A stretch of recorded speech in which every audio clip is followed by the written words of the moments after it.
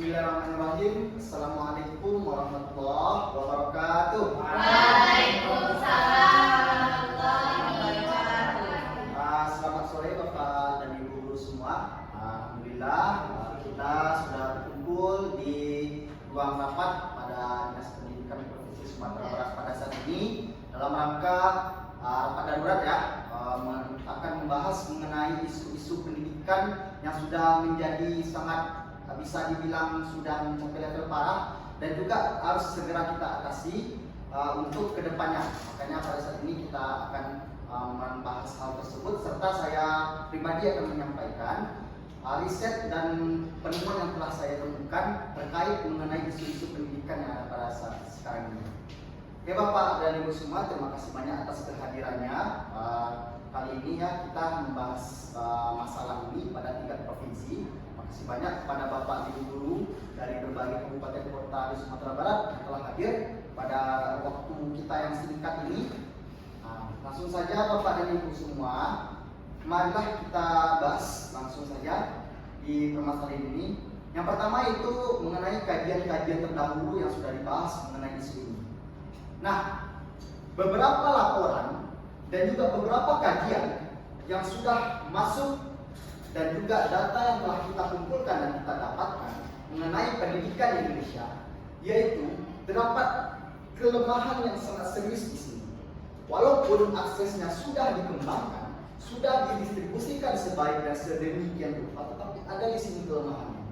Contohnya begini, ada suatu artikel dan juga penemuan ilmiah yang membahas darurat pendidikan, siswa SMP tidak bisa membaca. Di sini kebijakan naik kelas secara otomatis pun juga disinggung, tanpa pengukuran kompetensi dasar menjadi salah satu pemicu rendahnya kemampuan membaca siswa, bahkan berdampak kepada hal yang besar. Lalu selain itu ada lembaga Sempurna Foundation menyebutkan bahwa kualitas pendidikan Indonesia saat ini tidak rata. Kurikulumnya sudah disusun sangat-sangat rapi pun belum juga bisa dibilang adaptif, sehingga serta juga akses yang terbatas di wilayah terpencil itu sebagai adalah tantangan nyata bagi pendidikan yang terbatas serta turut juga memperlambat pengembangan pendidikan kualitas pendidikan yang ada di Indonesia, terlebih khususnya di provinsi kita Sumatera Barat. Nah, maka dari itu saya menyampaikan kepada Bapak Ibu guru pada saat ini, berdasarkan hasil temuan saya dan juga beberapa dari rekan saya di Dinas Pendidikan yang sudah kami rangkum dan juga kami diskusikan, ada beberapa konteks yang kami dapatkan untuk sangat serius untuk dibahas pada kali ini. Yang pertama, fondasi pendidikan kita itu masih lemah. Jika siswa tidak memiliki kemampuan membaca, menulis, berhitung dan dasar dengan baik, maka seluruh proses pembelajaran berikutnya menjadi kurang efektif.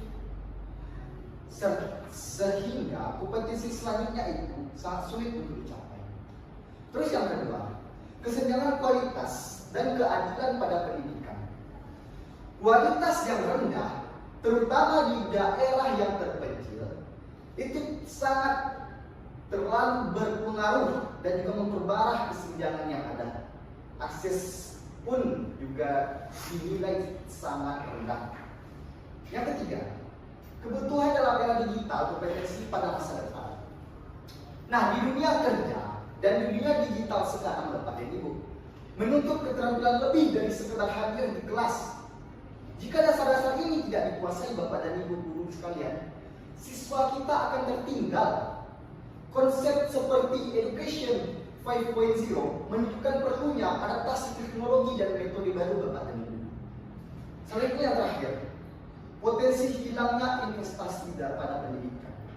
Jika siswa naik ke jenjang berikutnya, tetapi tidak menguasai kompetensi dasar Bapak dan Ibu, maka sumber daya seperti waktu atau biaya diinvestasikan itu menjadi kurang optimal, baik itu dalam individu maupun negara.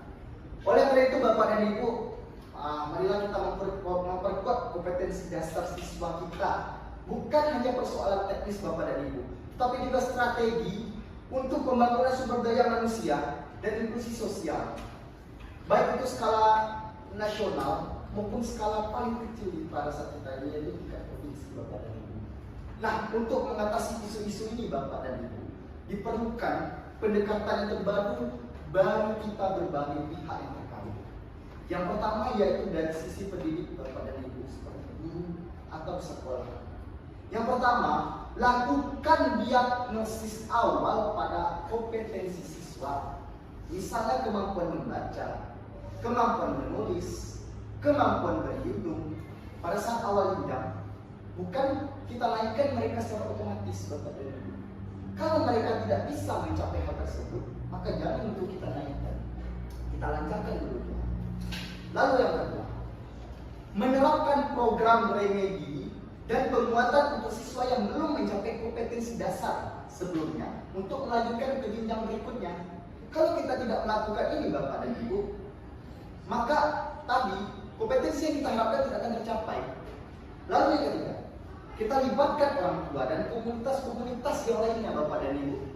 Nah, sehingga dengan hal tersebut kita berkolaborasi sehingga kita bersama bisa menyelesaikan masalah tersebut. Seperti contohnya kecil, kita lakukan penguatan belajar di rumah seperti membaca atau berhitung. Nah, dari lingkungan yang kecil saja, Bapak dan Ibu, sangat berpengaruh untuk ke depan. Nah, itu yang pertama. Yang kedua, kita bahas dari pemangku kebijakan seperti kurikulum, seperti kebijakan dari pemerintah daerah atau kebijakan dari dinas pendidikan kabupaten kota ataupun provinsi. Nah, yang pertama yang perlu harus dilakukan pada konteks ini, menetapkan kompetensi dasar berupa indikator-indikator yang jelas dan terukur. Nah, sebagai syarat untuk evaluasi naik ke kelas berikutnya agar semua siswa kita benar menguasai kompetensi-kompetensi dasar tersebut, Bapak dan Ibu. Yang kedua, kita rancanglah kurikulum yang fleksibel yang memungkinkan kita bisa mengadaptasikannya ke sekolah yang berbeda, baik itu sumber dayanya, baik itu kondisinya, tentu akan berbeda, Bapak dan Ibu. Yang ketiga, kita alokasikanlah anggaran khusus untuk penguatan literasi dan numerasi dasar, termasuk di wilayah terpencil. Itu yang harus kita usahakan pada saat ini, Bapak dan Ibu, pada bulan ini. Lalu kita lakukan monitoring dan evaluasi yang rutin terhadap kompetensi dasar yang telah disusun di setiap sekolah, supaya target yang bisa kita susun sebelumnya itu tercapai, atau kita bisa mengevaluasi kemungkinan buruk yang terjadi setelahnya. Lalu pada sisi pemerintah pusat, Bapak dan Ibu. Nah, pada kebijakan nasional ini juga berpengaruh besar terhadap bagaimana isu pendidikan ini bisa sangat-sangat diselesaikan. Nah, yang pertama, menyelaraskan kebijakan nasional dengan kebijakan pemerintah daerah. Kalau mereka tidak sejalan, lalu apa capaian yang telah akan dicapai nantinya? Tentu tidak akan selaras dan tidak akan lurus nantinya. Lalu harus sama pemikiran, sama jalan, begitu. Lalu kita kembangkanlah platform nasional pembelajaran daring yang bisa diakses dan bisa disebarkan secara nasional. Nah, itu harus kita penuhi dulu tadi dari keberadaan internet tadi. Lalu kita dorong lagi riset dan inovasi dasar pendidikan, teknologi, model pembelajaran agar bisa kita diserapkan dan diterapkan pada skala nasional. Lalu kita implementasikanlah insentif atau kebijakan yang mendorong sekolah negeri atau swasta untuk fokus pada peningkatan kompetensi dasar. Nah, lalu terakhir, menjalin kemitraan dengan sektor swasta. Nah, ini Bapak Ibu yang harus kita tegaskan. Sektor swasta, organisasi masyarakat sipil, dan memperkuat literasi keluarga dan komunitas juga bisa menjadi bagian untuk meningkatkan ekosistem dari pendidikan kita. Nah, begitu Bapak dan Ibu. Nah, setelah kita bahas yang tadi, tentu ada tantangan-tantangan yang akan kita hadapi nantinya dalam upaya menangani isu tersebut. Nah, di sini saya mengambil tantangan 5 tahun ke depan saja. Kita ambil saja waktu 5 tahun.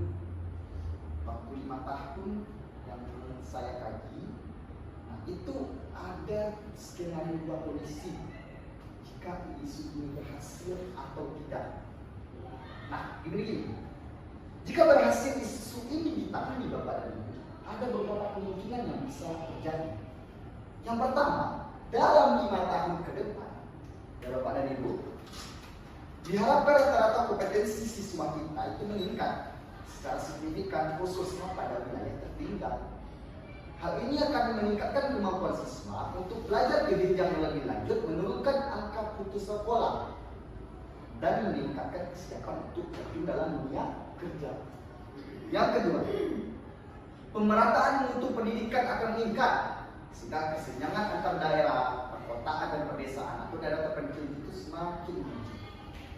Dan yang ketiga, teknologi dan metode pembelajaran yang baru akan lebih bisa luas untuk diterapkan, menciptakan efisiensi dan juga efektivitas dalam dunia pendidikan kita, baik itu skala yang paling kecil, kabupaten kota, provinsi, bahkan nasional.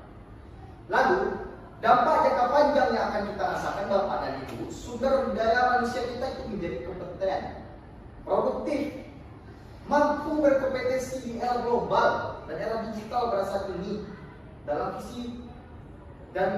visi pembangunan nasional kita. Nah, itu beberapa kemungkinan yang saya sampaikan dan sudah saya teliti lebih lanjut dengan berbagai lembaga dan pihak yang terkait. Bagaimana isu ini tidak bisa diselesaikan Bapak Ibu? Beginilah kemungkinan yang akan terjadi Bapak dan Ibu. Yang pertama, kompetisi dasar siswa kita itu lemah. Banyak yang naik ke jenjang selanjutnya, tapi penguasaannya tidak kuat. Seperti tidak lancar membaca, menulis, berhitung, sehingga mereka tidak siap untuk terjun ke dunia kerja.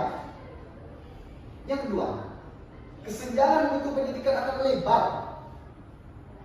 Yang sekolah tidak maju pada awalnya, seterusnya itu tidak akan maju. Begitupun sebaliknya, yang sekolahnya sudah maju, mereka akan tetap maju.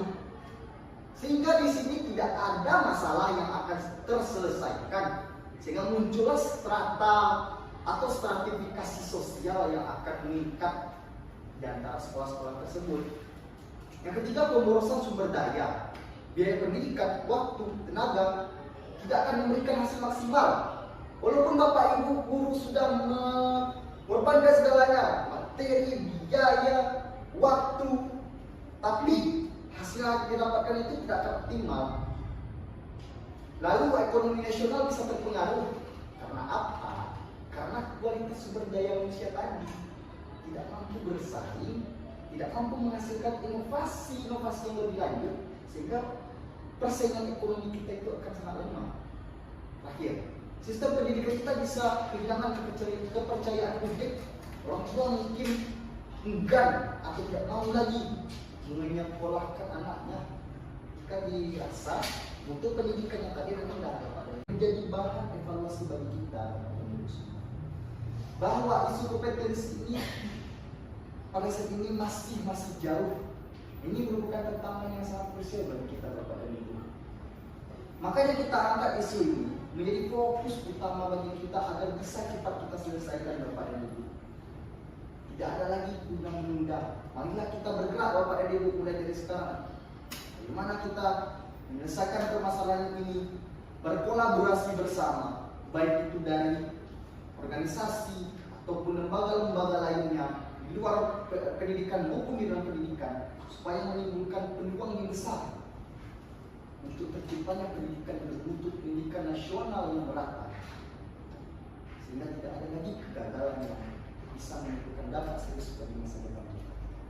Nah, mungkin hanya itu yang bisa saya sampaikan Bapak Ibu pada kesempatan kali ini. Nantinya akan disambungkan dengan diskusi santai. Terima kasih atas kesempatan yang kami ikut. Sekali lagi mohon maaf apabila ada kesalahan kata saya. Assalamualaikum warahmatullahi wabarakatuh. Waalaikumsalam.